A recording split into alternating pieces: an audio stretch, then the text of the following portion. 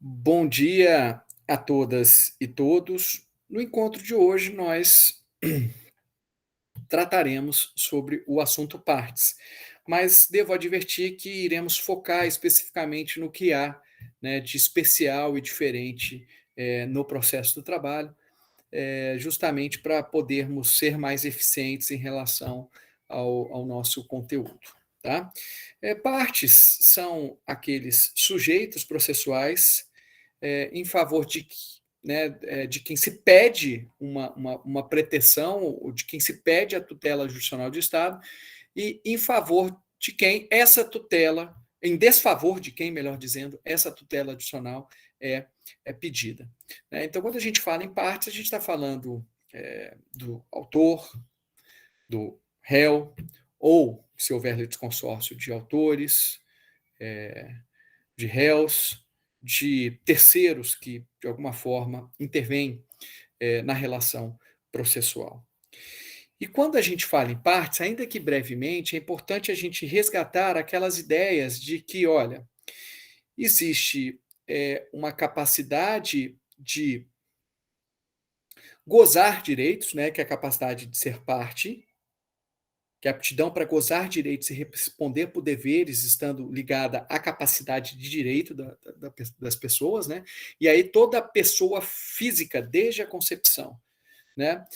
E pessoas jurídicas e alguns entes despersonalizados possuem, né, a capacidade de ser parte, de integrar uma relação processual, mas existe a capacidade de estar em juízo, que é uma capacidade de fato, é uma capacidade processual, que é aquela capacidade de poder praticar atos processuais sem a presença de terceiros.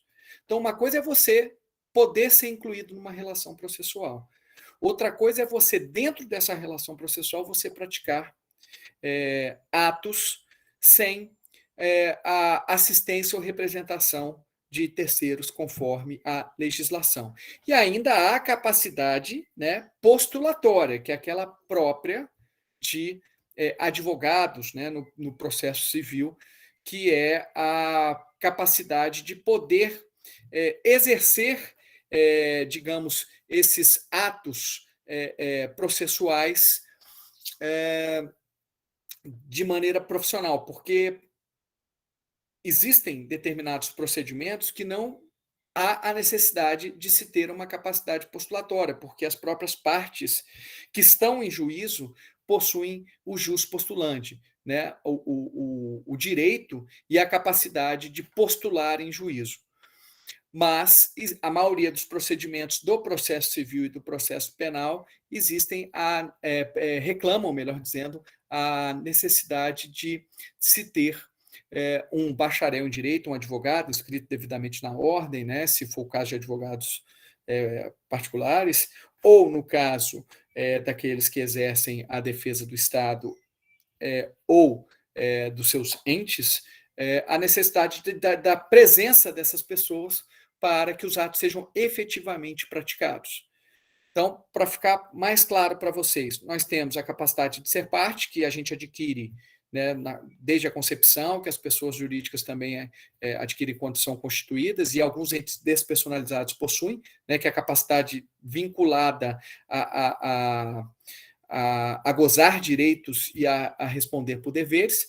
Nós temos a capacidade de fato, ou uma capacidade processual, que é a capacidade de estar em juízo sem necessidade de uma representação ou de uma assistência para aperfeiçoar a nossa presença, e nós temos a capacidade postulatória, que é aquela própria, né, para postulação de pretensões, de requerimentos em uma relação processual propriamente dita, que é uma capacidade própria para quem é formado em direito, enfim. E aí, no caso de advogados privados, né, e públicos, ainda com a exigência de inscrição na ordem, já que a inscrição na ordem não é necessária para outros tipos de advogados, entre aspas, públicos, né? Procuradores, promotores, defensores e assim por diante. Pois bem, no caso do direito do trabalho, né, e do processo do trabalho possuem capacidade processual plena os maiores de 18 anos. O que significa isso? Os maiores de 18 anos, eles não precisam ser representados ou assistidos por alguém, tá? E também, no caso específico do processo do trabalho, há juspostulante, que é uma outra análise que a gente vai falar. Então, sequer há necessidade no primeiro e no segundo grau para que para quem possui capacidade processual plena, para a prática efetiva dos atos processuais. São absolutamente incapazes os menores de 16 anos.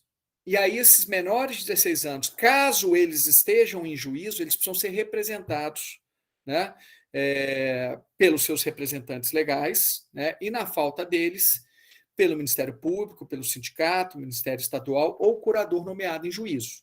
Então, para a capacidade de estar em juízo dos menores de 16 anos ser aperfeiçoada, é necessária a presença de um representante. E esse representante, que normalmente são os pais, né, mas na falta dos pais, pode ser o Ministério Público, o sindicato, o Ministério Estadual, o curador nomeado de juízo, a vontade, né, do menor de 16 anos é substituída, né, pela representação desses representantes legais indicados no artigo 793 da CLT. São casos muito raros, pessoal. Por que são casos raros? De incapacidade absoluta com necessidade de representação. Porque, via de regra, o empregado, ele necessariamente, pela Constituição, precisa ter mais de 16 anos, exceto o aprendiz, né, a partir dos 14. E quando a gente vai olhar para o grande universo de empregados que nós temos, a maioria são empregados maiores, de 18 anos. É muito raro você perceber um menor de 16 anos ajuizando uma ação. Pode acontecer. E o caso mais comum em que isso acontece é o caso em que este menor está na condição de sucessor do empregado que faleceu. Então, vamos supor que houve um acidente de trabalho, o empregado faleceu, o empregado maior faleceu, aí o seu sucessor, o menor, ele quer, né, os direitos daquele empregado falecido, decujos, né, digamos assim. Aí esse empregado menor, ele pode ajuizar a ação e aí ele é representado. Via de regra, é representado pela esposa, né, ou pela sua mãe, né, que é a própria esposa do empregado falecido. Mas às vezes acontece, né, da mãe do menor não estar mais casada com aquela pessoa que faleceu, com o empregado que faleceu, de todo modo a mãe vai representar aquele menor. Então acontece, mas é raro, não é muito comum, tá? Não é muito comum. Existe também rara, né, uma situação rara, os relativamente incapazes, que são os maiores de 16 e menores de 18, os ébrios habituais, os viciados em tóxicos, os que por deficiência mental têm um discernimento reduzido, os excepcionais sem desenvolvimento mental completo e os pródigos. Nesse caso, pessoal, os relativamente incapazes não precisam ser representados, eles devem ser assistidos. Assistidos por quem? Por seu representante legal, pelo Ministério Público, pelo sindicato, pelo Ministério Estadual, curador nomeado em juízo. É a mesma lógica do artigo 793. O artigo 793 CLT estabelece que a assistência barra representação do menor será feita, né, por essas pessoas. E há quem defenda que existe até uma ordem. Primeiro se tenta os representantes legais. Na falta deles, se tenta o Ministério Público. Na falta dos representantes legais do Ministério Público, se tenta o sindicato, e assim por diante, com o Ministério Estadual e curador nomeado em juízo. O próprio juiz vai chegar e vai nomear um curador na última hipótese. Eu nunca nomeei um curador, só para vocês terem ideia, porque, via de regra, esses menores, tanto no caso da representação, né, de menores de 16 anos, como no caso de assistência de maiores de 16 e menores de 18, eles são. Essa representação barra assistência é feita pelos pais, ou por um dos pais.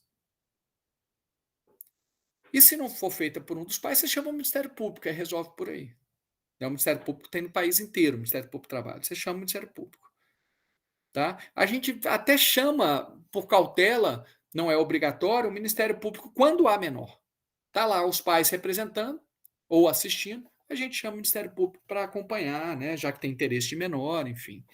E aí o Ministério Público atende esse pedido.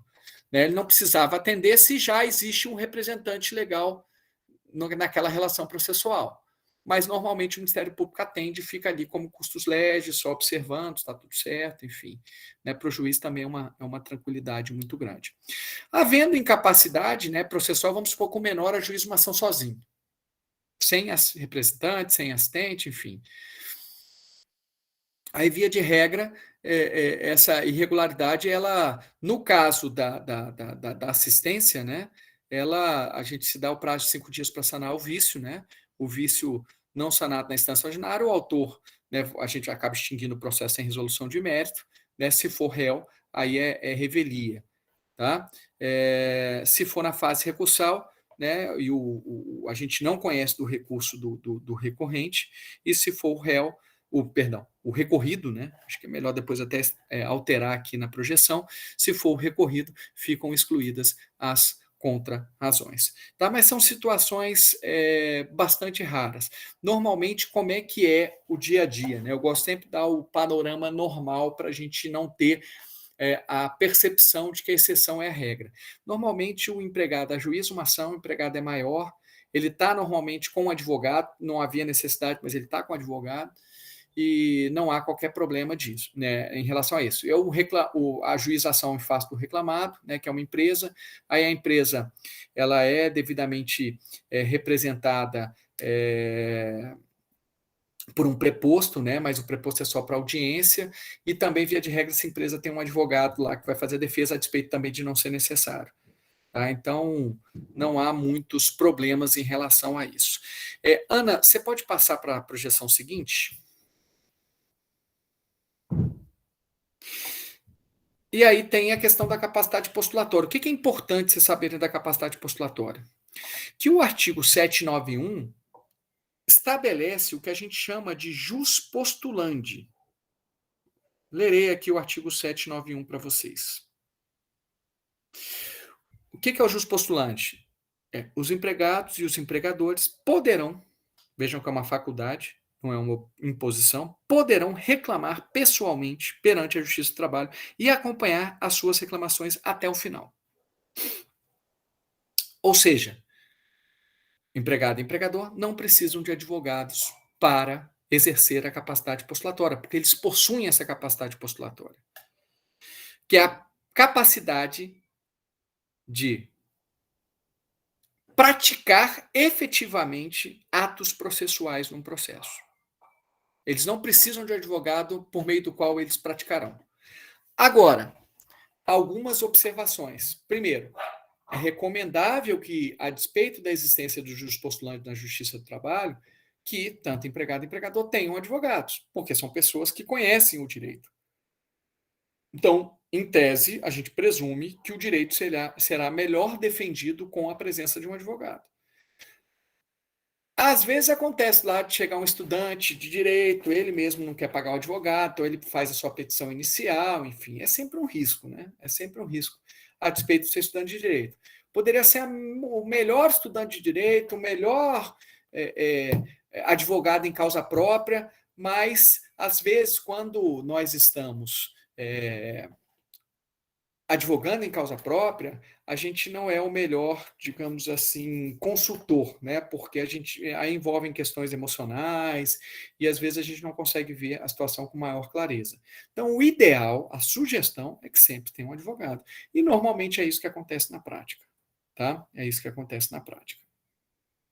Quem tem capacidade postulatória, via de regra, advogados, Ministério Público, defensores públicos, advogados com a inscrição ativa, né, na OAB, Ministério Público, procuradores, todos esses têm capacidade postulatória.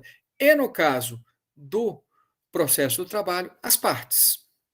Só que, aí vem uma segunda observação. Inicialmente, o Supremo Tribunal Federal e depois o Tribunal Superior do Trabalho passaram a entender que o jus postulante previsto no artigo 791 não se aplica em algumas situações. Em quais situações? Inicialmente, nos processos de competência do TST e do Supremo Tribunal Federal. O que significa isso na prática? Significa que é a súmula 425 do TST. Significa dizer que o juspostulante das partes, ou seja, essa capacidade de efetivamente praticar os atos processuais, de ajuizar uma ação, de interpor um recurso, de requerer uma perícia, essa capacidade postulatória das partes somente pode ser exercida no primeiro e no segundo grau, nas varas do trabalho e no Tribunal Regional do Trabalho. No TST e no Supremo, isso não é possível. O TST, por meio da súmula 425, ainda evoluiu no sentido de dizer que essa capacidade postulatória, ela também não se aplica no caso de procedimentos especiais em que o rito é estabelecido numa lei própria que prevê a necessidade da presença do advogado, como, por exemplo, uma ação rescisória, um mandado de segurança, né? E assim por diante. Então, para esse tipo de procedimento especial, não é possível o exercício do jus postulante pelas partes. E uma terceira situação excepcional é que a própria reforma trabalhista, no caso de homologação de acordo extrajudicial, indica que há a necessidade de advogado. Mas aí o motivo foi evitar fraudes. Qual é a ideia do acordo extrajudicial? A ideia é o seguinte: vamos supor que o empregado é mandado embora. Aí tem uma discussão de horas extras com o empregador. Aí, de repente, eles chegam o empregado contrata um advogado próprio, verifica lá quanto é que ele teria direito de horas extras, e aí eles entram num acordo extrajudicial, antes do ajuizamento da ação. E aí, para fins de segurança, né, jurídica de todos, eles fazem um acordo extrajudicialmente, mas pedem para a justiça homologar, para o juiz do trabalho homologar. Olha, a gente fez um acordo realmente pretendido, pensado, refletido. A gente só quer, para fins de segurança, que a justiça homologue para que esse acordo seja válido. Esta é que é a ideia do acordo extrajudicial. No mundo poliana, né, de ser. Porque, na prática, o que pode acontecer? O empregador manda o empregado embora, não paga nada. Aí este empregado fica numa situação muito vulnerável, porque não ganhou nada. E aí o empregador procura ele assim, pô, o empregador devia 15 mil. Aí o empregador chega e fala o seguinte: olha, eu te dou 5. Resolve aqui na hora. Aí o empregado, sabe, não entende muito de direito, né? Tá cheio de problema, de dívida. Fala assim, pô, mas se eu ajuizar uma ação vai demorar 20 anos, 15 anos, 10 anos, 5 anos, sei lá. Não, eu aceito. Aí é uma fraude. A ideia não é essa. Então, a exigência da presença de um advogado ou de advogados, cada um com o seu, no caso de acordo extrajudicial, é justamente tentar diminuir as chances de fraude. Porque aí, se o empregado tem o seu advogado próprio, por ele escolhido, essa é a presunção, ele sabe o que está acontecendo, ele tem uma dimensão maior de quais são os desafios, quais são as chances, e ele vai fazer o acordo se ele quiser. Agora, se ele está sem advogado, ele fica muito pressionado pelo empregador e pelo contexto econômico que ele vivencia. E pode ser que ele faça um acordo um acordo que seja extremamente desfavorável para ele. Por isso que chega a ser até um contrassenso, né? Para o acordo extrajudicial se exige um advogado, para o próprio ajuizamento da ação não se exige um advogado. É um contrassenso, é um paradoxo. Mas esse paradoxo ele é explicado porque no caso do acordo extrajudicial, se o empregado não tiver advogado, ele pode ser muito pressionado a fazer um acordo. Judicialmente, ele não vai ser tão pressionado assim, porque vai ter a figura do juiz para perceber isso e para fazer esse contraponto. No caso do acordo extrajudicial, não. O pacote já é fechado, né? Tipo, foi feito um acordo antes, o juiz só vai meio que carimbar, né? Dizendo que homologa ou não homologa. Claro, se o juiz perceber que há uma fraude, ele não vai homologar. Mas às vezes nem sempre fica nítido isso. Por isso que o próprio artigo 855-B ele diz que os advogados precisam ser diferentes entre empregado e empregador no acordo extrajudicial. Porque senão fica muito fácil para o empregador, né? O empregador quer pressionar, não, toma aqui, eu estou te pagando um advogado aqui, que é o mesmo do meu, ele vai resolver tudo para a gente. Aí a chance de fraude é muito grande. Então, por isso que o empregado ele tem que ter seu advogado próprio, constituído por ele. E não, né, um advogado custeado pelo empregador. Que aí, obviamente, o interesse fica completamente comprometido, né, e a gente vai entender que esse advogado custeado pelo empregador, até por esse link econômico, né, ele tem, se ele não é uma pessoa isenta, ele é completamente parcial. Matheus, eu não peguei sua pergunta toda aí no chat, pode fazer, por favor.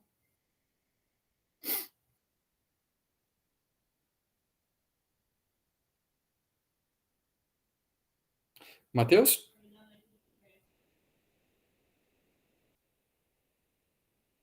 Tá. Então, depois a gente passa pela sua pergunta. Pois é, boa pergunta, Ana.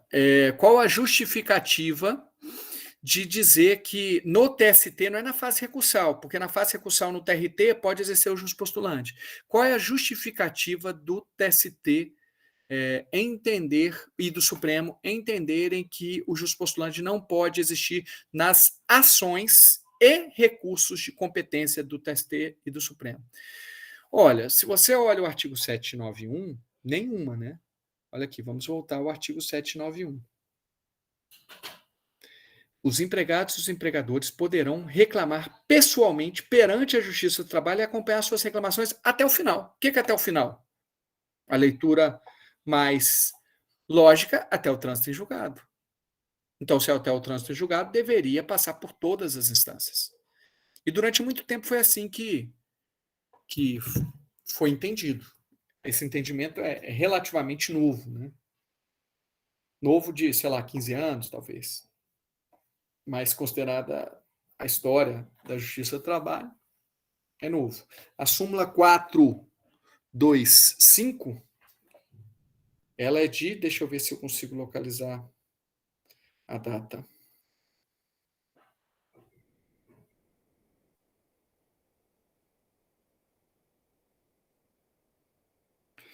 Ela é de 2010, 11 anos. Então deve ser isso mesmo, 15 anos, um pouquinho antes do Supremo.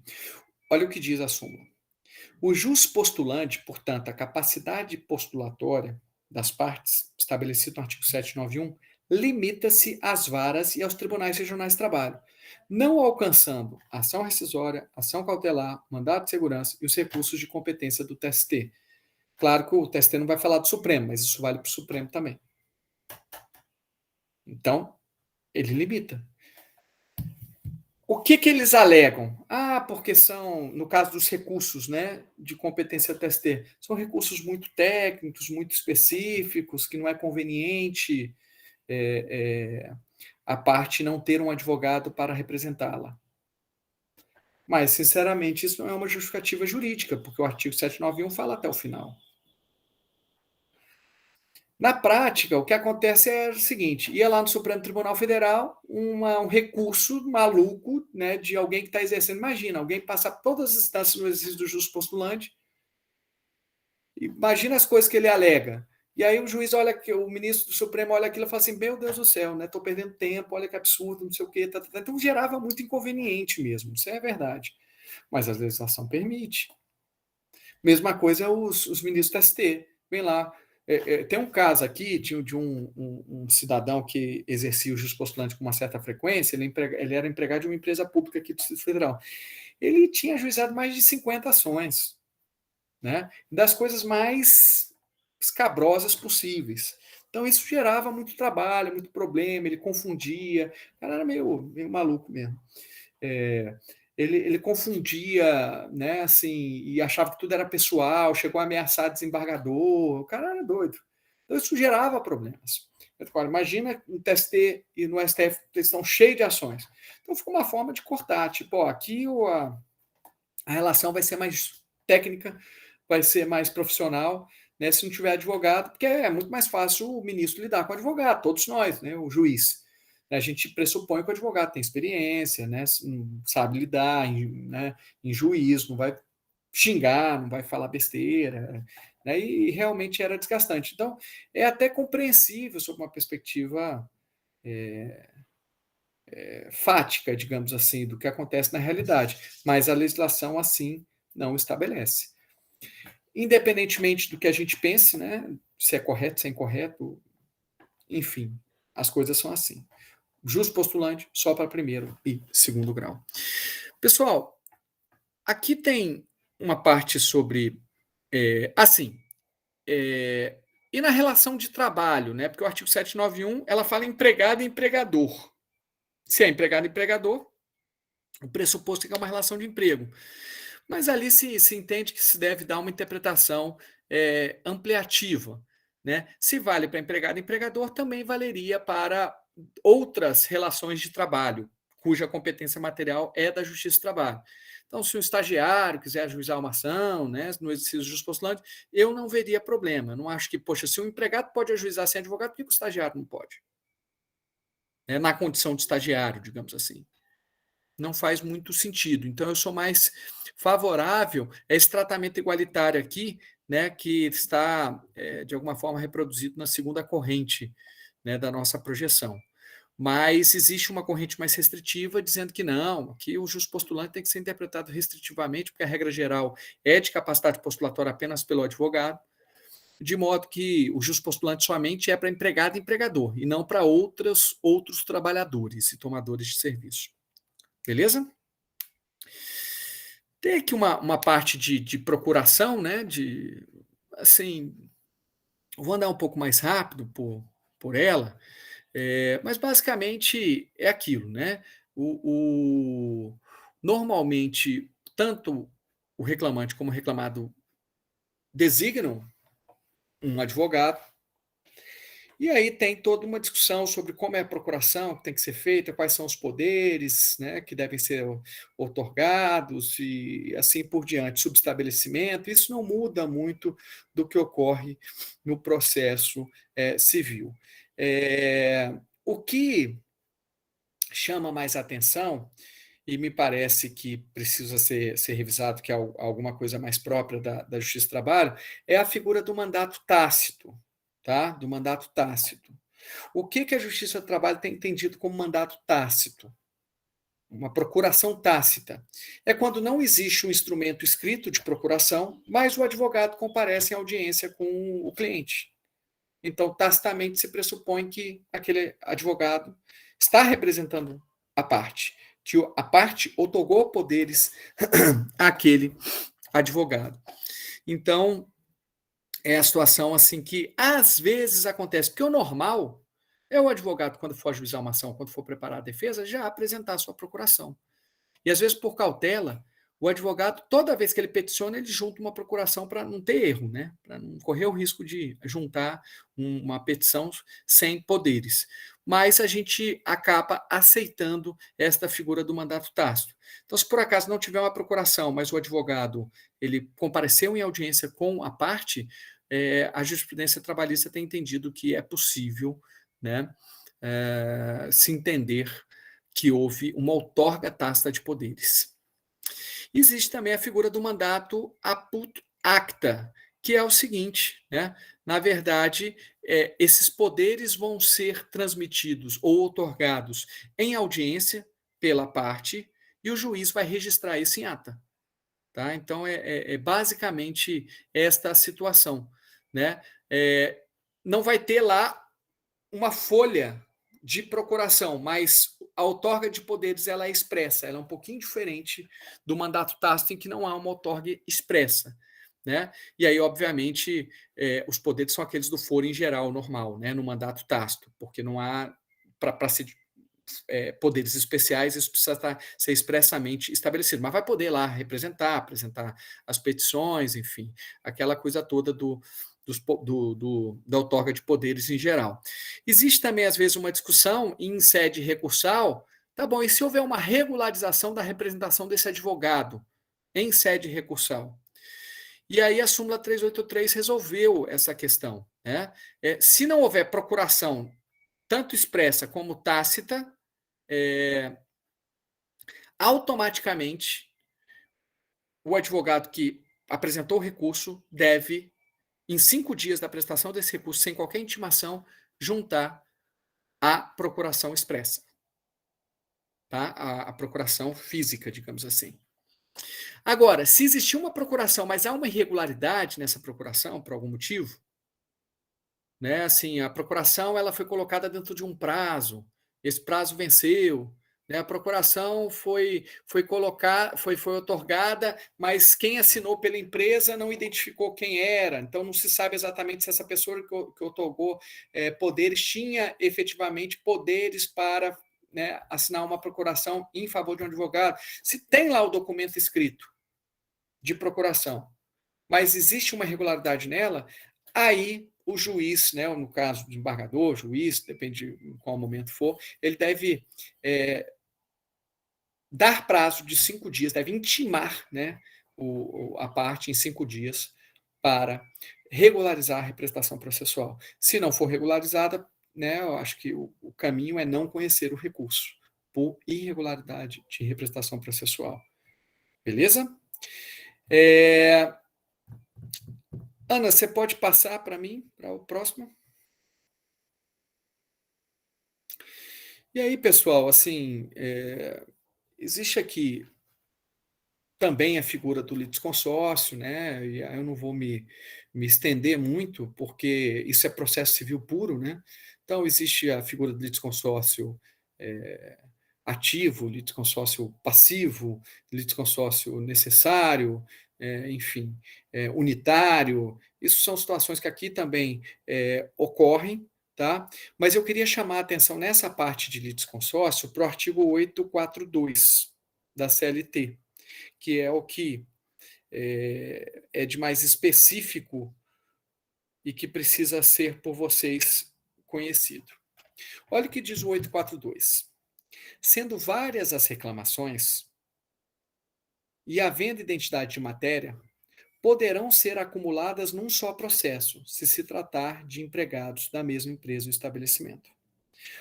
O que significa isso? Basicamente, ele está dando condições para que o litisconsórcio ativo seja estabelecido. Sendo várias as reclamações, e aqui a reclamação ela está muito mais na figura de uma reclamação, de uma insurgência, de um descontentamento, do que de uma ação judicial. Sendo vários os problemas, as reclamações, as insurgências dos empregados, e havendo a identidade da matéria, se for a mesma questão, essas reclamações poderão ser acumuladas num só processo. Ou seja, são vários empregados com o mesmo problema. Eles podem ajuizar um só processo, desde que sejam empregados do mesmo empregador. Então, são 2 condições aqui estabelecidas para essas que a gente chama de reclamações plurimas, né? Que o objeto seja o mesmo e que seja o mesmo empregador. Então, vamos supor que, num determinado setor, o empregador, todos trabalham no mesmo setor da mesma forma, em contato com uma substância periculosa, melhor dizendo, combustível, o que for, né? Um explosivo, e o empregador não paga o adicional de periculosidade. Aí esses empregados, eles querem ajuizar uma ação pedindo adicional de periculosidade. Eles podem ajuizar individualmente, cada um ajuiza a sua própria ação, que é o mais comum, né? Diga-se de passagem, mas eles podem, por uma questão de economia, de financeira e até de tempo, eles podem ajuizar uma única ação, desde que se trate do mesmo empregador. Aí vai ocorrer um litisconsórcio ativo, em que haverá uma única reclamação trabalhista com vários pedidos. Aliás, com um único pedido de adicional de periculosidade, mas envolvendo vários empregados, né? Vários empregados em face do mesmo empregador. Teve uma prova de sentença, muito tempo atrás, que era bem interessante, que era o seguinte: as provas de sentença trabalhista são dificílimas, né? Eles colocam 30 situações para serem analisadas, né? 30 pedidos, e o examinador, o candidato ele tem que ser muito hábil, porque ele tem 4 horas para fazer essa prova. Passar de 4 horas, ele não vai conseguir fazer. Aí, a prova, o relato da situação dizia: eram pai e filha que trabalhavam numa fazenda, mas a filha tinha sido assediada, tinha horas extras diferentes para os dois lados. A matéria era a mesma, hora extra, mas as questões fáticas eram totalmente diferentes. A questão fática tem que ser a mesma também, tem que ser exatamente a mesma situação.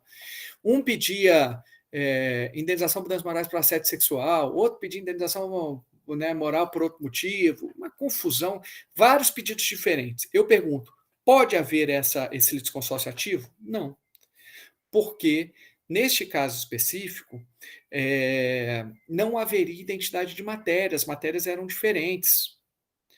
E às vezes assim, eu peço horas extras porque trabalho de 8 da manhã às 20. O colega que pediu horas extras porque trabalha de 11 às 25 é outra ação, não tem identidade de matéria. Ah, mas um pedido é hora extra. Sim, mas as questões fáticas são totalmente diferentes. Vai ter que ter duas instruções diferentes. Quer dizer, a identidade de matéria pressupõe a mesma questão jurídica e a mesma questão fática. Não dá para serem situações completamente distintas. Já aconteceu também no passado de 100 empregados ajuizarem uma única ação. Não é desejável isso, né? Porque o processo fica muito tumultuado. Às vezes o empregado morre, tem que fazer sucessão da parte. Às vezes você vai olhar assim, cada empregado tem uma situação diferente. Então, o próprio CPC permite que, em casos de litisconsórcio facultativo como esse, do artigo 842, não é um litisconsórcio necessário, não é um litisconsórcio unitário, é um litisconsórcio facultativo. No caso do litisconsórcio facultativo, que pode ou não ter o litisconsórcio, vai depender da vontade, né, das partes, o juiz pode limitar esse litisconsórcio, se entender que isso pode prejudicar o andamento do processo. Beleza? Também não é possível fazer o contrário, né? Teve uma situação rara também de um empregado querer ajuizar uma ação contra dois empregadores que não têm qualquer relação com o outro. Então haveria um litisconsórcio passivo aí. Mas não há nada relacionado entre um empregador. Eram dois contratos completamente diferentes. Não dá para fazer isso. Ele vai ter que ajuizar duas ações, uma para cada empregador. Agora, é comum, por exemplo, o empregado ajuizar uma ação, um empregado ajuizar a ação em face do seu empregador e em face do tomador de serviço. Porque o tomador de serviço tem responsabilidade subsidiária para o cumprimento daquelas obrigações. Então, existe um vínculo jurídico entre o empregador e o tomador de serviço, entre a empresa terceirizada e quem tomava serviço dessa empresa terceirizada. Aí é possível, tá bom? Mas normalmente, a ação é ajuizada por um empregado em face do seu empregador. Pode acontecer do seu empregado em face do grupo econômico, e coloca todas as empresas do grupo econômico. Pode acontecer do empregado ajuizar uma ação em face do empregador e dos sócios da empresa, porque ele já está pedindo, né, a desconsideração da personalidade jurídica. Isso pode acontecer desde o início. Tá? Sim, eu não sei quem perguntou, não sei se foi a Marina. Sim, ao mesmo tempo, ele vai ajuizar uma ação em face do empregado, em face do empregador e do tomador de serviço. Vai colocar no polo passivo lá da relação processual o empregador e o tomador de serviço. Camila está com a mão levantada. Pode acontecer nesse litisconsórcio do juiz dar sentenças diferentes para ambos? Na verdade, assim, o normal é de litisconsórcio. Assim, do litisconsórcio ativo ou passivo? O ativo. Pode, até pode. Por exemplo, diferenças bem sutis, né? Um empregado trabalhou 3 anos, outro empregado trabalhou 2. Ambos estão pedindo adicional de periculosidade porque eles exercem a mesma atividade, no mesmo setor, no mesmo ambiente de trabalho. Quer dizer, a sentença de mérito é praticamente a mesma, mas aí uma vai abranger 3 anos, outra vai abranger 2 anos. Entendeu? Matheus.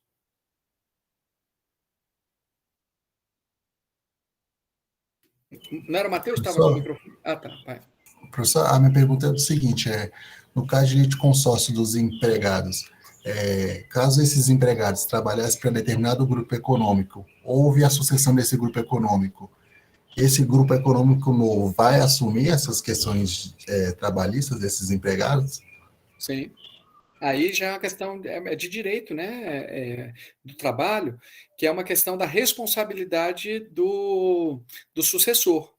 Né? Vamos supor que, eu não sei qual que é o exemplo que você estava pensando, mas vamos supor que existe aí um grupo econômico, e esse grupo econômico foi adquirido por outro grupo econômico. Esse novo grupo econômico, que em tese é um responsável solidário, né? Responsável pelas obrigações do antigo grupo econômico.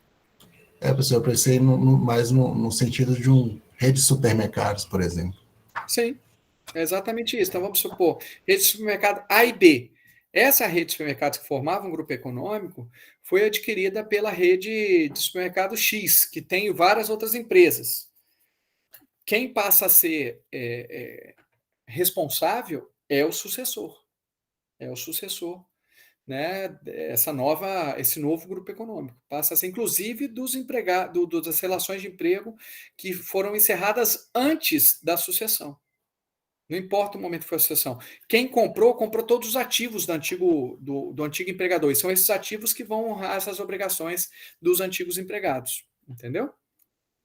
Mas isso é mais de direito do trabalho. Isso é mais de direito do trabalho, que é a parte de responsabilidade do grupo econômico, do Entendi, sucessor, melhor professor. dizendo. Não, professor, entendi. Agora, pode acontecer, tem uma OJ lá que diz o seguinte: eu vou ter uma súmula, eu não vou lembrar de cabeça, não, a situação. Mas depois eu aviso para você, Matheus, que é uma situação muito específica de que tinha um empregador. Esse empregador formava um grupo econômico, tinha um grupo econômico, né, melhor dizendo, e uma das empresas desse grupo econômico original foi adquirida por uma outra empresa. Né? Então, qual que é a responsabilidade que a empresa nova que adquiriu uma das empresas do grupo econômico tem em relação aos empregados das outras empresas do grupo econômico anterior? É basicamente sobre isso, mas eu acho que aí vai confundir um pouco, a gente vai perder um pouco o foco aí da nossa aula. Depois eu falo em particular contigo. Pois Beleza, bem, professor. Obrigado. nada. Para concluir, nós temos os casos de intervenção de terceiro aqui, né? Chamamento, processo, incidente de desconsideração, assistência, denunciação da lide, amicus curiae. Na maior parte dos casos aí de denunciação da lide, chamamento de processo, talvez a gente tenha uma dificuldade em relação à competência. Mas é importante que existe a possibilidade de que haja essas intervenções de terceiros, tá? No processo de trabalho, e isso daí é processo civil puro, né? Nós basicamente, mesmo na parte de incidente de consideração da personalidade jurídica, quando você chama os sócios para responder, né, às obrigações da pessoa jurídica, a reprodução feita pela CLT é cópia e praticamente ipsilíteris aí do CPC. Né? Antigamente a gente aplicava só o CPC, o Código de Defesa do Consumidor, essas coisas todas, mas agora a gente tem disposição específica, mas isso é basicamente reprodução do CPC. A questão de substituição processual, acho que o que é importante para vocês é entender que os sindicatos, eles têm uma atuação ampla, eles podem substituir amplamente os membros da categoria, porque havia uma discussão se somente em alguns casos específicos, né, determinados por lei, poderia haver essa substituição, e agora se entende que não. Né, os sindicatos eles podem ajuizar uma ação em nome próprio, pedindo direito dos membros da categoria em qualquer situação, e parece que isso é mais desejável, porque o que acontece? Qual que é a grande importância da substituição processual pelos empregados, pelos sindicatos, melhor dizendo? É porque você está retirando do empregado individualmente considerado a pressão de ter que ajuizar uma ação e o seu empregador ficar chateado com ele. Quando é o sindicato, não. Como é que o empregador vai ficar chateado com um empregado, com um grupo de 100 empregados que são substituídos pelo sindicato? Né? A relação processual acaba ficando exclusivamente entre o sindicato e o empregador. Né? Os empregados são apenas substituídos. Né? O direito é dos empregados, mas quem está ajuizando a ação é o próprio sindicato. Então, isso acaba dando uma possibilidade maior de acesso à jurisdição a esses empregados, porque esses empregados eles não vão ter medo de figurarem como substitutos do sindicato. Ao passo que, se eles tivessem que ajuizar uma ação durante o vínculo empregatício, eles teriam receio de represálias. Então, assim, gente, são situações que acabam sendo muito semelhantes ao do processo civil. Casos de substituição processual, só para vocês entenderem. O Sindicato dos Bancários ajuiza uma ação pedindo lá um direito para todos os seus membros, né? E aí a substituição, pessoal, não é apenas dos associados do sindicato, tá? Isso é importante vocês entenderem, porque o sindicato ele não representa apenas os associados, quem se filia ao sindicato. Eles representam todos os empregados que compõem aquela categoria, associados, filiados ou não. Tá? Então, teve um caso, vamos tentar lembrar de alguns casos aqui, de um sindicato que ajuizou uma ação pedindo adicional de periculosidade para todos os membros da categoria que trabalhavam nos andares X, Y, Z, né, porque só teria direito a esses empregados. Teve um sindicato que ajuizou uma ação pedindo um benefício que estava na convenção coletiva para todos os membros da categoria, enfim, né, independentemente de serem associados ou não. Tá? Então, o sindicato ajuiza a ação em nome próprio lá no timbre, né, no cabeçalho não, no endereçamento da petição inicial, vai estar o nome do sindicato, tal, né, em desfavor da empresa X. Então, todos os que se enquadram como membros daquela categoria naquele contexto específico serão beneficiados por aquela ação.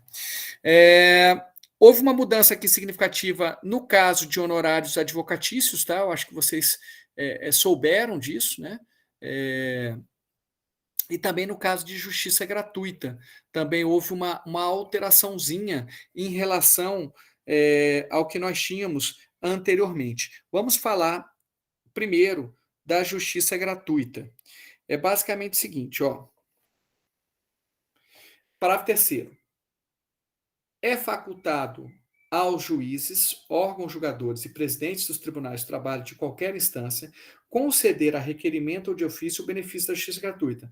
Pessoal, o que é o benefício da justiça gratuita? É a possibilidade de você demandar sem risco de ser condenado ao pagamento de taxas processuais. Você demanda sem custos, né, processuais impostos por taxas, típico, custas processuais. Né, a parte não, ela é isenta do pagamento dessas custas processuais. Aí tem uma discussão sobre honorários periciais, que depois a gente entra, e honorários advocatícios. Mas é basicamente isso. Então, é possível que a parte, né, a requerimento de ofício, tenha a concessão do benefício da justiça gratuita.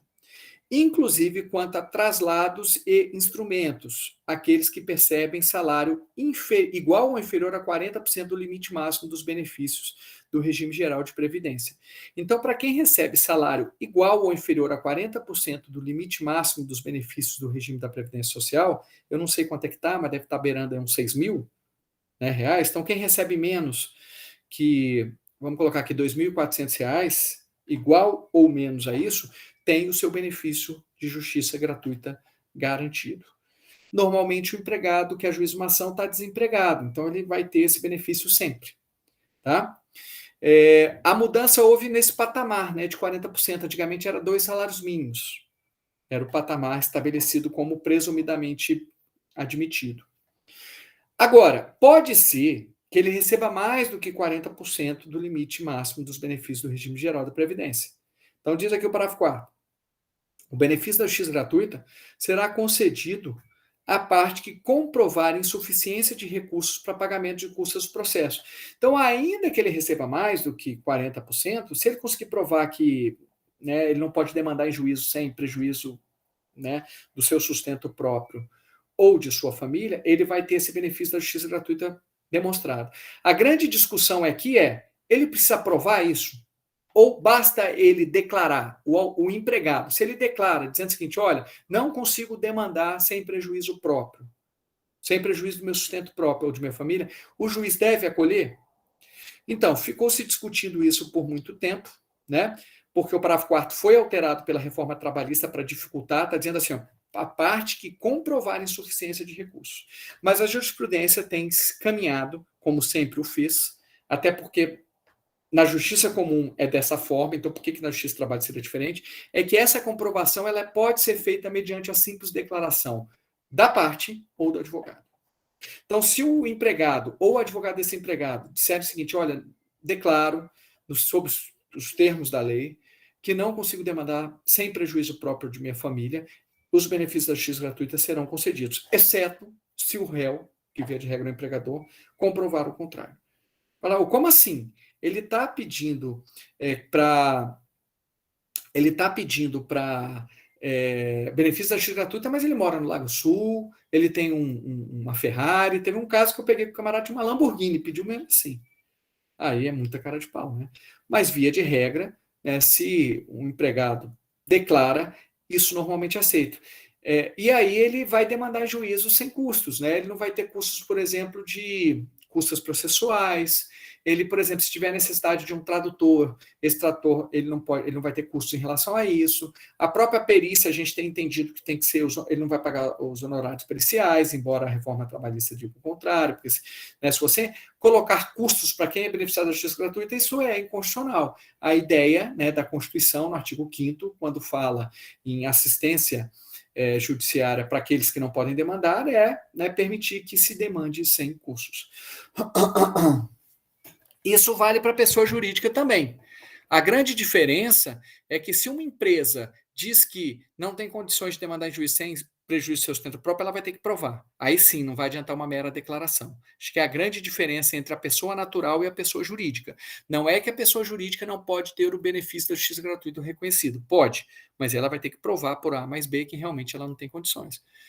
Porque o pressuposto de uma pessoa jurídica é diferente do pressuposto de uma pessoa natural. De um empregado que perdeu o emprego. Beleza? E aí, pessoal, para concluir, depois a gente retoma na aula que vem, o que ficou faltando, a questão dos honorários advocatícios. Tá? Até a reforma trabalhista, somente havia a condenação em honorários assistenciais, que era quando o sindicato fornecia advogados ao empregado para ele ajuizar uma ação. Então, como o sindicato tinha um custo, ele precisava ser ressarcido desse custo. E aí via condenação em honorários assistenciais. Com a reforma trabalhista, não. Os honorários passaram a ser por mera sucumbência. Então, quem é sucumbente vai pagar os honorários advocatícios do outro. Claro, se o advogado for constituído. Se não tiver advogado, se tiver no exercício de justo postulante, não há que se falar em pagamento de honorários advocatícios. Vamos supor, o empregado ele ajuiza no exercício do justo postulante. Sem advogado. Ele não vai ganhar honorários advocatícios. Ele não está exercendo a advocacia, ele está exercendo o justo postulante. Agora, o empregado, ele contrata um advogado, tem um custo, um advogado particular tem um custo e ganhou a ação. Dos 100 mil, ele ganhou 60 mil, vamos supor. Sobre esses 60 mil que ele ganhou, ele vai receber os honorários advocatícios.